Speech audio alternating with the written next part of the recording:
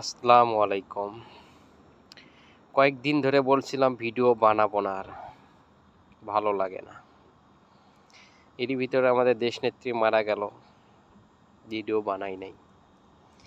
কিন্তু দেশনেত্রী মরার পর একদিন 2 দিন পরে আবার যখন অনলাইনে ঢুকলাম, তখন দেখি একদল বট বাহিনী, একদল গুপ্ত বাহিনী, তারা যেভাবে শুরু করছে অনলাইনটা, এই জন্যে এখন থেকে আরও বেশি বেশি ভিডিও বিএমপি ভাইদের বাজারকে বলতেছি, আপনারা সবাই বানাইবেন, বেশি বেশি অনলাইনে ঢুকবেন।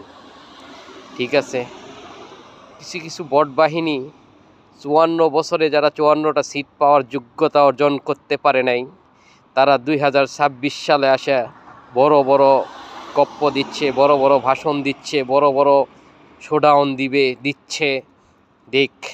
ভালো লাগতেছে, দেখতে ভালো লাগতেছে।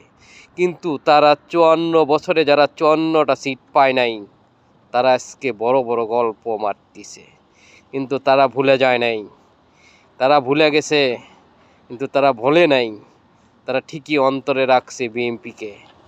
কিন্তু বিএমপির বিরুদ্ধে যে যারা লাগছে, সেই বট বাহিনীকে বলতে চাই, 54 বছরে যারা 54টা সিট অর্জন করতে পারে নাই, ইনশাল্লাহ 54টা সিট 2026 সালের 12ই ফেব্রুয়ারিও পাবে না, পাবে না, পাবে না, পাবে না।